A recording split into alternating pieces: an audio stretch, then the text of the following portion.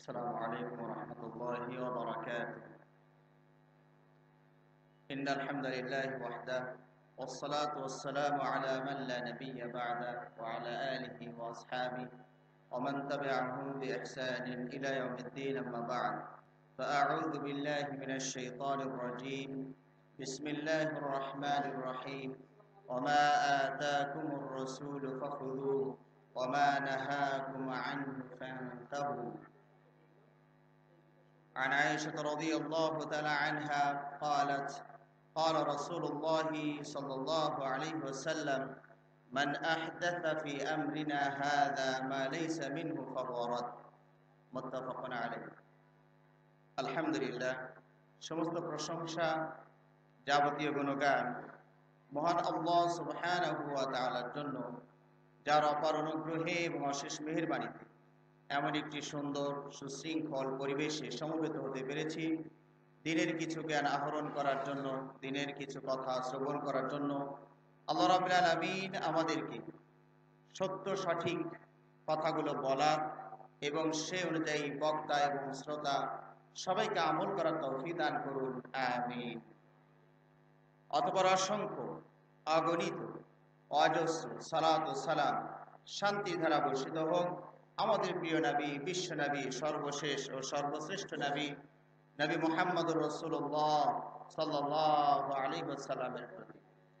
সম্মানিত সুযোগ্য এবং আমার সরাসরি ওস্তাদ, শ্রদ্ধাভাজন আজকের এই অনুষ্ঠানের সভাপতি সাহেব, বিজ্ঞ উলামায়ে কেরাম, বিভিন্ন পর্যায়ের নেতৃবৃন্দ, অতিথিবৃন্দ এবং আমার সামনে উপবিষ্ট বয়োজ্যেষ্ঠ বয়োকনিষ্ঠ সুধী মণ্ডলী, পর্দার অন্তরালে মা ও ভগ্নীগণ, আমার বিষয় সম্পর্কে ইতিমধ্যেই আপনারা অবগত হতে পেরেছেন। আমার বিষয়টি হচ্ছে আস-সুন্নাহ ওয়াল বিদআহ। প্রথমত আমরা সুন্নাহ এই পয়েন্টে আলোচনা করতে চাই, এরপরে আমরা দ্বিতীয় পয়েন্ট আল বিদআহ এই বিষয়ে ইনশাআল্লাহ আমরা সংক্ষিপ্তভাবে আলোচনা করার চেষ্টা করব। আল্লাহ আমাদেরকে তৌফিক দান করুন, আমিন। আস-সুন্নাহ এর শাব্দিক অর্থ হচ্ছে আত-তারিকা, চলার পথ বা রীতিনীতি। আল্লাহ রাব্বুল আলামিন পবিত্র কোরআনে এই শাব্দিক অর্থে বিভিন্ন জায়গায় শব্দগুলো ব্যবহার করেছেন। সুন্নাতাল্লাহ আল্লাতী ক্বাদ খালাত মিন ক্বাবল, আল্লাহর নিয়ম, আল্লাহর নীতি যা ইতিপূর্বে পূর্ব থেকেই চলে আসছে। এভাবে সুন্নাতা মান ক্বাদ আরসালনা ক্বাবলাকা মির রুসুলিনা ওয়ালা তাজিদু লিসুন্নাতিনা তাহওয়িলা। আপনার এখানেও সুন্নাহ শব্দটি কোরআনে এসেছে রীতি নীতি, চলার পথ, পন্থা ইত্যাদি অর্থে। বিশ্বনবী মুহাম্মদুর রাসূলুল্লাহ সাল্লাল্লাহু আলাইহি সাল্লামের হাদিসেও এই সুন্নাহ শব্দটি বিভিন্ন অর্থে, এই রীতিনীতি, চলার পথ, পন্থা, নীতি ইত্যাদি অর্থে ব্যবহার হয়েছে। আল্লাহ নবী সাল্লাল্লাহু আলাইহি ওয়াসাল্লাম বলছেন, কানাত ফি বারিরা তালাতু সুনান। বারিরার ভিতরে একজন মহিলা সাহাবী, তার ভিতরে তিনটি নিয়ম আছে, তিনটি রীতিনীতি আছে, সুন্নাত আছে। তো সুন্নাহ শব্দের শাব্দিক অর্থ আমরা জানলাম। পারিভাষিক অর্থটা কি? পারিভাষিক অর্থ হচ্ছে মা উযীফা ইলান নবী সাল্লাল্লাহু আলাইহি ওয়াসাল্লাম মিন কাওলিন আও ফি'লিন আও তাকরীরিন আও ওয়াসফিন খালকিয়্যিন আও খুলুকিয়্যিন। সুন্নাহ হচ্ছে নবী সাল্লাল্লাহু আলাইহি সাল্লামের কথা, কর্ম, মৌন সম্মতি এবং নবী সাল্লাল্লাহু আলাইহি সাল্লামের চারিত্রিক এবং দৌহিক গুণাবলীকে সুন্নাহ বলা হয়। এখানে প্রসঙ্গক্রমে একটি কথা আপনাদেরকে স্মরণ করে দিতে চাচ্ছি, সেটা হলো বর্তমানে আমাদের বিরুদ্ধবাদী যারা, তারা আমাদেরকে একটি পয়েন্টে আঘাত করার বা আহত করার চেষ্টা করছে। সেটা হলো যে আমরা নিজেদেরকে আহলুল হাদিস বলে পরিচয় দিই, হাদিসের পরিবার, হাদিসের ধারক বাহক, হাদিসের অনুসারী। তারা এখানে আক্রমণ করে বলছেন যে হাদিসে কোথাও হাদিসকে আঁকড়ে ধরার কথা বলা হয় নাই, বলা হয়েছে সুন্নাহকে আঁকড়ে ধরো। তামাসসাকু বিসুন্নতি ওয়া সুন্নাতিল খুলাফা আর রাশিদিন আল মাহদিয়িন। সুন্নাতকে আঁকড়ে ধরতে বলা হয়েছে, হাদিসকে নয়। তার মানে তারা হাদিস এবং সুন্নাহকে সাংঘর্ষিক অর্থে অথবা ভিন্ন অর্থে প্রয়োগ করছে। আমরা এটাকে মনে করি উদর পিণ্ডি বুদুর ঘাড়ে, অর্থাৎ একের পরিভাষা আরেকের উপরে প্রয়োগের প্রচেষ্টা। আপনারা জানেন সুন্নাহ শব্দটি ফুকাহা যারা তাদের পরিভাষা একটি, আবার মুহাদ্দিসিনে কেরামের নিকটে পরিভাষা আরেকটি। আপনারা কি খাতা কলম নিয়ে আসছেন? সবাই খাতা কলম নিয়ে আসছেন? মেমোরি কার্ড নিয়ে আসছেন শুধু নাকি? হার্ড ডিস্ক নিয়ে আসছেন? মানে শুধু স্মৃতি শক্তির সাথে নিয়ে আসছেন, খাতা কলম মনে হয় কেউ আনেননি। ইনশাআল্লাহ আগামীকাল আলোচনা বসার আগে এই যেরকম ছোট হ্যান্ড নোট এখানে যেখানে পাওয়া যাবে প্রত্যেকে একটা করে নিয়ে বসবেন। এই যে 2 দিন ব্যাপী প্রায় ডজন খানিক 20 জনের মতো আলেম ওলামা তাদের জ্ঞান গর্ব কথা আপনার এখানে ঢালতে থাকবেন, কয়টা মনে রাখবেন? কয়টা মেমোরি কার্ডে থাকবে? প্রচুর পাতার পানির মতো এদিক দিয়ে পড়বে ওদিক দিয়ে বের হয়ে যাবে। এই জন্য প্রত্যেকে একটা করে কলম আর খাতা রাখার চেষ্টা করবেন। কোনো আলেমের কোনো বক্তব্য একটু ভালো লাগলে 2 কলম নোট করে নিয়ে নিন। আল ইলমু সাইদুন ওয়াল কিতাবাতু কাইদুন। ইলম হলো শিকার, এই জঙ্গলে চলে যায়, আর লিখে রাখা হলো শৃঙ্খল খাঁচা। ইলমকে লিখে রাখলেন মানে খাঁচাই ভরে রাখলেন। ইনশাআল্লাহ আগামীকাল থেকে সবাই খাতা কলম নিয়ে বসবেন। আর যিনি লেখার চিন্তা ভাবনা করবেন তার শোনাটা অনেক উন্নত হবে। কথা ঠিক না বেঠিক? কারণ যিনি লেখার চেষ্টা করবেন তার শোনাটা অনেক মনোযোগী হবে, মনোযোগ দিয়ে শুনতে হবে, না লিখতে পারবেন না। তাহলে আপনার ইন্দ্রিয়গুলো সচল থাকবে, কার্যকরিতা থাকবে। এই জন্য ইনশাআল্লাহ সুযোগ পেলে এই মুহূর্তে অথবা যে কোনো সময় এই হ্যান্ড নোটটি ছোট্ট সাইজের খাতা কাছে রাখার চেষ্টা করব। আমরা বলছিলাম যে ফুকাহাদের নিকটে সুন্নাতের একটি সংজ্ঞা আছে, আর মুহাদ্দিসিনদের নিকটে সুন্নাহর একটি সংজ্ঞা আছে। ফুকাহাদের নিকটে সুন্নাহ বলা হয় মা ইউসাবু ফাইলুহু ওয়ালা ইউআকাবু তারিকুহু। এটাকে হুকুমের মধ্যেও বোঝা যায়, সাধারণ জনগণের বোঝার জন্য বলছি।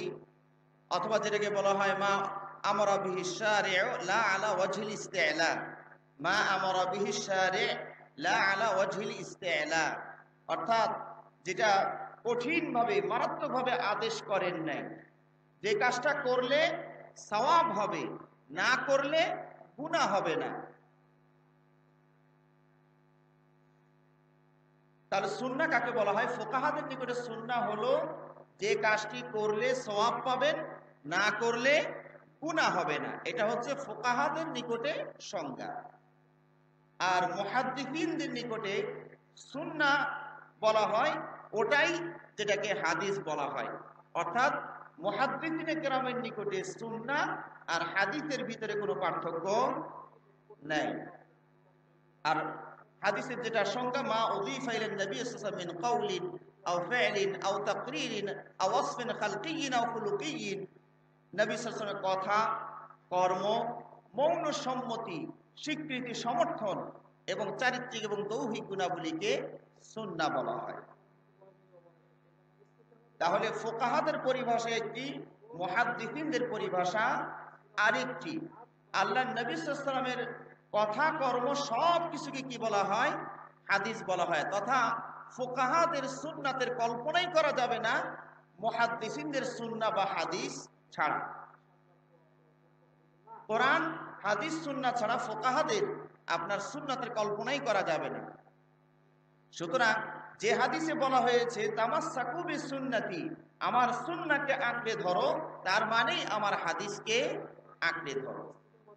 আপনারা মুত্তাফাকুন আলাই এই শব্দটার সাথে পরিচিত না? মোটামুটি সবাই অনেকেই পরিচিত। মুত্তাফাকুন আলাই বলুন তো এটা দ্বারা আপনারা কি বোঝেন? যে হাদিসটি সহিহ বুখারী এবং সহিহ মুসলিমে আছে, এটা আপনারা বোঝেন। কিন্তু এর একটা সূক্ষ্ম সংজ্ঞা আছে, আপনাদেরটা সহ আরেকটু বাড়বে। সেটা হলো যে হাদিসটি ইমাম বুখারী এবং ইমাম মুসলিম তাদের সহিহ গ্রন্থে, অন্য গ্রন্থে আবার নয়, কারণ ইমাম বুখারীর আরো অনেক কিতাব আছে, ইমাম মুসলিমের আরো অনেক কিতাব আছে, ওই কিতাবে নয়, যে হাদিসটি ইমাম বুখারী, ইমাম মুসলিম রাহিমাহুল্লাহ তাদের সহিহ গ্রন্থে একই সাহাবা থেকে নিয়ে আসবেন, একই সাহাবা আবার হওয়া লাগবে, সাহাবা ভিন্ন হলে মুত্তাফাকুন আলাইহি বলা হবে না। তবে এখানে হুবহু শাব্দিক মিল থাকতে হবে এটা শর্ত নয়, অর্থগত মিল থাকলেই হবে। আমি কি বুঝাইতে পেরেছি আপনাদেরকে? মুত্তাফাকুন আলাইহি মানে কি? একই সাহাবী থেকে ইমাম বুখারী এবং মুসলিম হাদিসটাকে তাদের সহিহ গ্রন্থে নিয়ে আসবেন, হুবহু শব্দে মেলার দরকার নাই, অর্থগত মিললেই হবে। এটার নাম হলো মুত্তাফাকুন আলাইহি। এটা হচ্ছে মিশকাতের লেখকের পরিভাষা।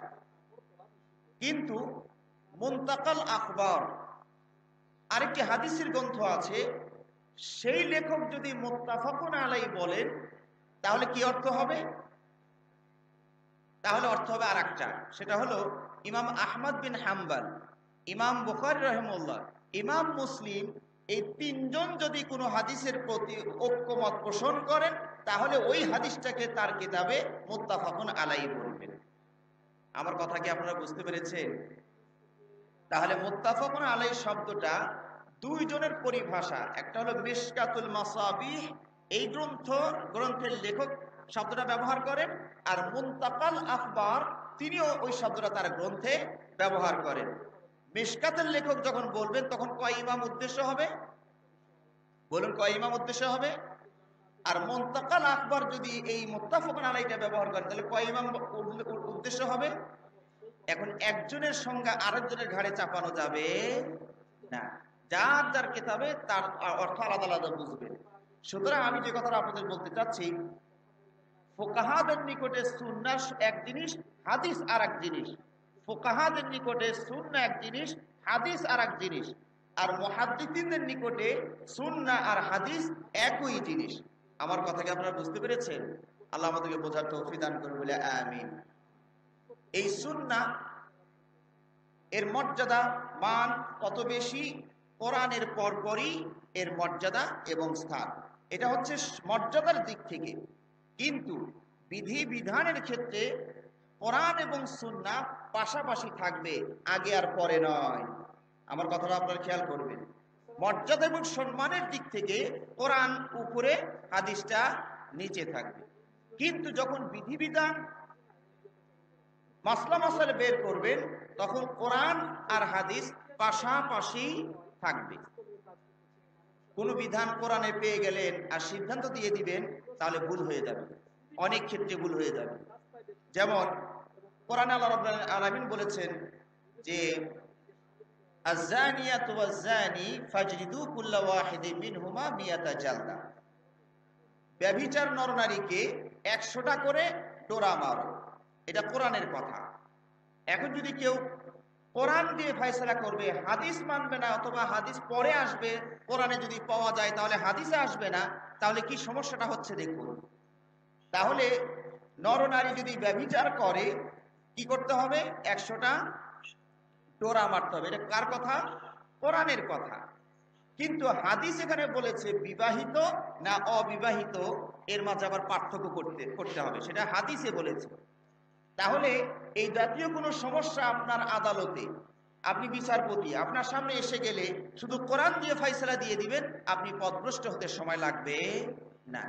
অবশ্যই দেখতে হবে যে এই সংক্রান্ত সমস্যায় আল্লাহ নবী সাল্লাল্লাহু আলাইহি ওয়াসাল্লাম কি সমাধান করেছেন। তা আমরা যখন হাদিসে আসলাম তখন দেখতে পেলাম যে আল্লাহ নবী সাল্লাল্লাহু আলাইহি ওয়াসাল্লাম বলছেন এখানে বিবাহিত আর অবিবাহিত দুটোর মাসলা আলাদা। কোরআনে যেটা বলা হয়েছে সেটা অবিবাহিত, আর হাদিসে যেটা বলে সেটা বিবাহিত, তাকে রজম করে ফেলতে হবে, মেরে ফেলতে হবে।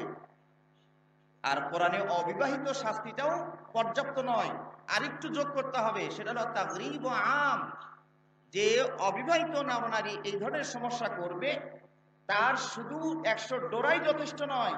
হাদিসে আরো বলা হয়েছে তাগরিব আম, 1 বছর তাকে বনবাস দিতে হবে। বনবাস বলতে জেলখানাও এখনো হতে পারে। তাহলে বিধিবিধান বের করার সময় কোরআন এবং হাদিস কোরআন এবং সুন্নাহ দুটোকে কোথায় রাখতে হবে? আগে পরে? কি বলেন, আগে পরে? পাশাপাশি। এই জন্য ওই হাদিসটি সহিহ নয়, যে হাদিসটা আমাদের সবার প্রায় জানা আছে, প্রচলিত হাদিস, প্রসিদ্ধ হাদিস। মুআয বিন জাবাল রাদিয়াল্লাহু আনহুকে আল্লাহ নবী সাল্লাল্লাহু আলাইহি ওয়াসাল্লাম যখন ইয়ামান দেশের গভর্নর করে পাঠাচ্ছিলেন, তখন বলছিলেন ফাবিমা তাহকুম, তোমার কাছে যদি সমস্যা আসে, সমাধান ফায়সালা তুমি কি দিয়ে করবে? মুআয বিন জাবাল কি বলেছিলেন? বিল কোরআন, কোরআন দিয়ে ওটার সমস্যা সমাধান করব। তা ইল্লাম তাজিদ, যদি কোরআনে না পাও, ফাবি সুন্নাতে রাসূলিল্লাহ সাল্লাল্লাহু আলাইহি ওয়াসাল্লাম, আল্লাহর রাসূল সাল্লাল্লাহু আলাইহি ওয়াসাল্লামের সুন্নাত নিয়ম দিয়ে ফয়সালা করব। ফা ইল্লাম তাজিদ, ওখানেও যদি না পাও, আজতাহিদু বিরাই, আমি আমার চিন্তা গবেষণার আলোকে একটা ফয়সালা দেওয়ার চেষ্টা করব। তখন আল্লাহর নবী সাল্লাল্লাহু আলাইহি ওয়াসাল্লাম মুআয বিন জাবালের বুকে আদরের থাপ্পড় দিয়ে বললেন, আলহামদুলিল্লাহিল্লাযী ওয়াফাকা রাসূল রাসূলিল্লাহ, ওই আল্লাহর প্রশংসা যিনি আল্লাহর রসুলের রসুল, অর্থাৎ আমাদের নবী আল্লাহ কর্তৃক প্রেরিত আর মুআয বিন জাবাল রসুল কর্তৃক প্রেরিত। এই হিসাবে দুজনকে বলছেন রসুল আর রসুলিল্লাহ, যে আল্লাহ তার রসুলের রসুলকে, মানে আল্লাহর প্রেরিত পুরুষকে সঠিক বুঝ দিয়ে দিয়েছেন, সঠিকটা গ্রহণ করার মন মানসিকতা দিয়ে দিয়েছেন, এটা আল্লাহ প্রশংসা জ্ঞাপন করলেন। এই হাদিসটি হচ্ছে মুনকার হাদিস, সানাদান ওয়া মাতনান। সানাদের দিক থেকে ওটা দুর্বল যায়ীফ, এবং মতনের দিক থেকেও দুর্বল এবং যায়ীফ। এই বিষয়ে বিশদ জানতে চাইলে শাইখ আলবানী রাহিমাহুল্লাহর যে গ্রন্থগুলো রচিত আছে এই হাদিসটা, সেখানে আপনারা বিস্তারিত জানতে পারবেন। তামামুল মিন্নাতেও তিনি কিছুটা আলোচনা করেছেন। সুতরাং এই হাদিসটি হচ্ছে যায়ীফ এবং মুনকার হাদিস, এই হাদিস গ্রহণযোগ্য নয়। সুতরাং কোন সমস্যা আপনার সামনে আসলে কি দিয়ে ফয়সালা করবেন? কোরআন সুন্নাহর সমন্বয়ে যে বিধান আসবে সেই বিধান দ্বারা ফয়সালা করতে হবে। কোরআনকে আগে দিয়ে ফয়সালা করে দিবেন, তা হবে না। আরেকটি উদাহরণ বলা যেতে পারে, আস-সারিকু ওয়াস-সারিকাতু ফাকতাউ আইদিয়াহুমা, চোর এবং চোরনির হাত কেটে দাও। এখন কোরআন এইটুকুই বলেছে, কেউ যদি এখন চুরি করলে হাত কেটে দেয়, তাহলে একটা সুই চুরি করলেও হাত কাটা লাগবে, কোরআন তো এটাই বলে। আমার কথা বুঝতে পেরেছে? কোরআন কিন্তু কোনো পরিমাণ নির্ধারণ করছে না, না হাতের, না কতটুকু চুরি করলে, মানে কি অবস্থাতে চুরি করলে তার হাত কাটা যাবে, কোরআন কিন্তু এখানে কিছু বলছে না। কোরআন শুধু বলছে চুরি করলে হাত কেটে দাও। চুরি বা কাকে বলে এটাও কোরআন বলছে না, কারণ এত বিশদ বলতে গেলে যে বাতিল পন্থীদের 90 পারা দিয়েও কাজ হবে না। কথা বুঝলেন না? বুঝলেন? তো কোরআন ভূমিকার মতো, কোরআন হচ্ছে সূচিপত্রের মতো, সার কথাটা বলবে। তাহলে এখন চোর কাকে বলে, চুরি কাকে বলে, কতটুকু চুরি করলে হাত কাটতে হবে, হাতই বা কতটুকু এখানে উদ্দেশ্য? হাত তো আমরা পুরোটাই বুঝি, তাই না? হাত তো পুরোটাই বুঝি। তো তাদের হস্তদ্বয় মানে আইডি বহু বছর আবার ব্যবহার করা হয়েছে, ব্যাকরণ মারপেজ না বুঝলে আরো মুশকিল, সব কটা হাত কেটে দাও। তাহলে কোরআন তো এইভাবে অর্থগুলো করেছে। এখন এই সমস্যার সমাধানের জন্য আপনাকে কার কাছে সহযোগিতা নিতে হবে? বলুন, হাদিসের সহযোগিতা নিতে হবে, তাহলে আপনি এখানে সঠিক সমাধানে পৌঁছতে পারবেন। সুতরাং সুন্নাহ আর হাদিস এটা দুই জিনিস হবে, ফুকাহাদের নিকটে, মুহাদ্দিসিনদের নিকটে দুটো একই জিনিস, যেটা সুন্নাহ সেটাই হাদিস। আশা করি আমার কথাগুলো বুঝতে পেরেছেন। এই সুন্নতের গুরুত্ব কত বেশি, পবিত্র কোরআনের পৃষ্ঠা উল্টালেই আপনারা বুঝতে পারবেন। পলে পলে আল্লাহ রাব্বুল আলামিন এই নবীর সুন্নাত আদর্শকে মেনে নেওয়ার জন্য বারবার আদেশ করেছেন। ওমা আতাকুমুর রাসূলু ফাখুযুহু ওমা নাহাকুম আনহু ফান্তাহু। মুহাম্মদ সাল্লাল্লাহু আলাইহি ওয়াসাল্লাম যা নিয়ে এসেছেন তা তোমরা গ্রহণ করো, আর তিনি যা করতে মানা করেছেন তার থেকে বিরত হও। এরপর আল্লাহ রাব্বুল আলামিন আরো বলেছেন, আতিউল্লাহ ওয়া আতিউর রাসূল, আল্লাহর আনুগত্য করো এবং রাসূল সাল্লাল্লাহু আলাইহি ওয়াসাল্লামের আনুগত্য করো। পরে আরেকটা বলা হয়েছে, এটার নাম কি? ওয়া উলিল আমরি মিনকুম, তোমাদের মধ্য হতে যারা উলুল আমর তাদেরকেও মেনে চলো। উলুল আমরের দুটো ব্যাখ্যা।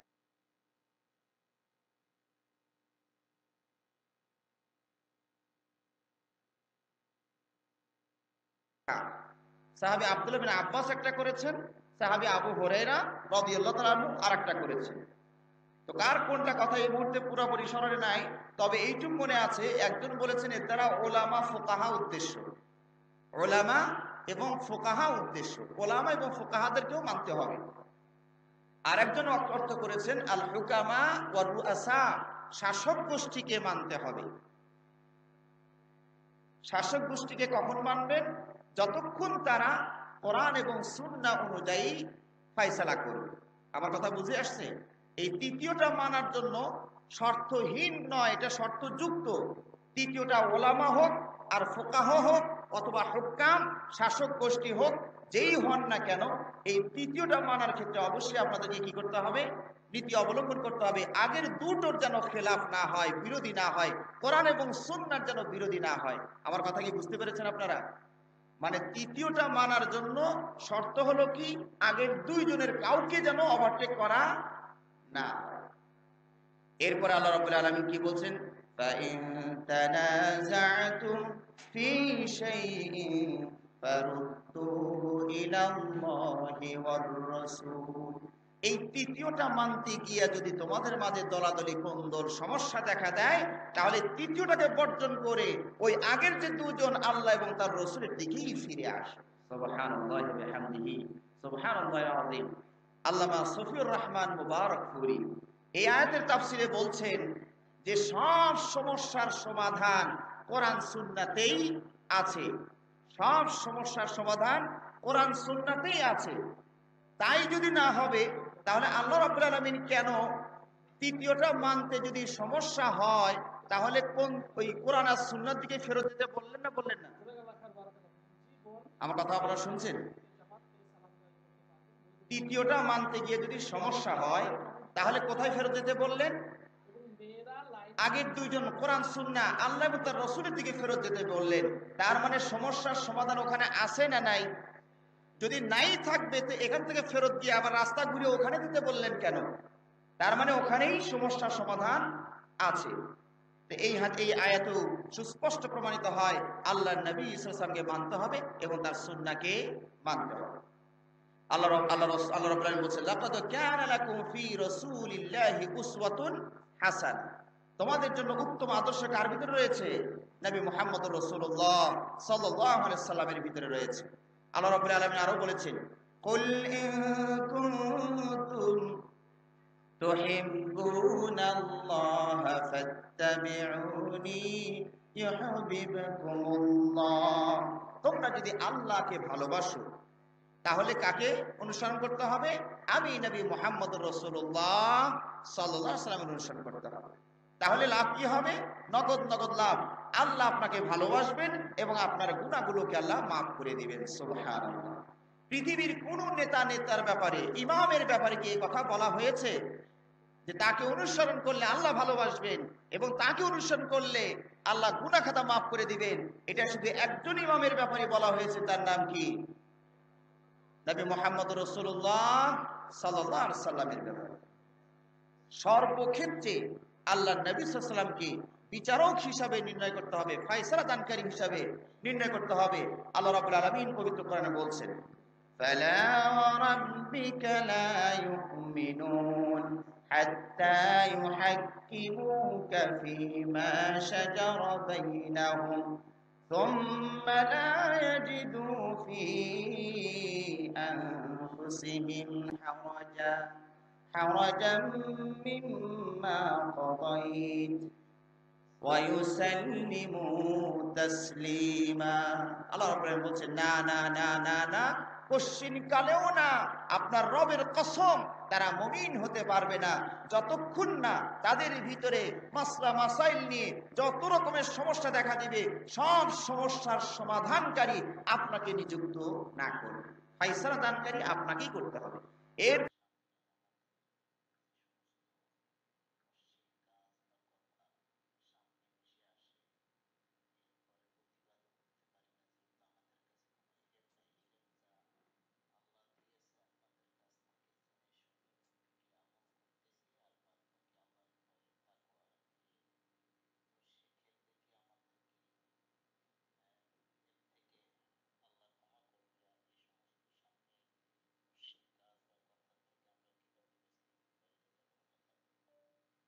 আসসালামু আলাইকুম রহমতুল্লাহি ওয়া বারাকাতুহু। আরব আমিরাত থেকে আবুল কালাম ভাই প্রশ্ন করেছেন যে আল্লাহ রাব্বুল আলামিন তো কোরআনে বলছেন যে আমরা যে কোনো পাপ করি না কেন তাকে তওবা করলে তিনি ক্ষমা করে দিবেন। তারপর অনেক সময় আমাদের সামনে অনেক কিছু বরহেজ কাজ চলে আসে যেগুলো প্রতিবাদ আমরা করতে পারি না, আমাদের পক্ষে সম্ভব হয় না, সেগুলো আল্লাহ রাব্বুল আলামিন ক্ষমা করবেন কিনা এবং সামনে আমরা কিভাবে এই সমস্ত কাজগুলো পরে আপনি যে ফাইসালা দিবেন, হাত এখানে বাঁধবেন না ওখানে বাঁধবেন, রফিলেদান করবেন না করবেন না, এইরকম যত রকমের মাসলা মাসাইল আছে, সব মাসলা মাসাইলের ব্যাপারে আল্লাহ নবী সাল্লাল্লাহু আলাইহি ওয়াসাল্লাম যে সিদ্ধান্ত দিবেন তা মানতে অনুপরিমাণও হৃদয়ের ভিতরে কুণ্ঠা সৃষ্টি করা যাবে না।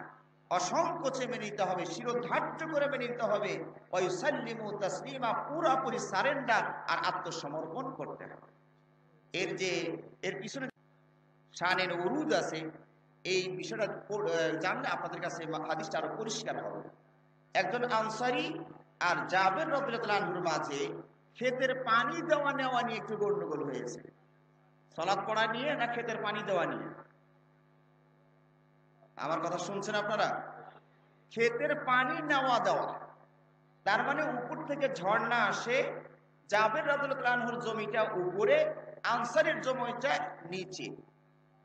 তো জাবের রাদিয়াল্লাহু আনহু করতেন কি, পানি আসার সময় আল্লাহর ঝর্ণা থেকে পানি যখন আসে, বাঁধ দিয়ে নিজের জমিটা একটু ভিজিয়ে নেন, পানি একটু নিয়ে নেন, এরপরে আনসারের জমিকে নেন কেন? তো জাবের কথাটা মানে না, উনি আগে নিয়ে নেন। তো এই বিচারটা ক্ষেত খামার চাষাবাদ নিয়ে একটা সমস্যা, এই সমস্যাটা মামলাটা চলে গেল কার কাছে? আল্লাহ নবী সাল্লাল্লাহু আলাইহি সাল্লামের কাছে। আল্লাহ নবী সাল্লাল্লাহু আলাইহি সাল্লাম বলেন, যাবের তোমার জমিটা মোটা, তোমার আনসারি ভাইয়ের দিকে পানিটা ছেড়ে দিই। আনসারি বললেন কি, চাচা ফুফাতো ভাই তো, মানে আল্লাহ নবী যে ফয়সালা করলেন তাতে স্বজন প্রীতির গন্ধ উনি খুঁজে পাচ্ছেন। নাউজুবিল্লাহি মিন যালিক। মানে ফুফাতো ভাই তো, তার জাবের হলো ফুফাতো ভাই, এই জন্য ফয়সালাটা ওনার দিকেই গড়লো, আমার কপালে আর ফয়সালা হলো না। আল্লাহ নবী সাল্লাল্লাহু আলাইহি ওয়াসাল্লাম একটু রেগে গেলেন তার এই কথায়। এবার জাবেরকে বলেন, জাবের প্রথমে তুমি পানি নিবে, আইল বরাবর না হওয়া পর্যন্ত পানি ছাড়বা না। আচ্ছা বলুন তো, আল্লাহ নবী সাল্লাল্লাহু আলাইহি ওয়াসাল্লাম রেগে গিয়ে কি জুলুমের ফয়সালা করলেন? রেগে গিয়ে জুলুমের ফয়সালা করলেন? নাউজুবিল্লাহি।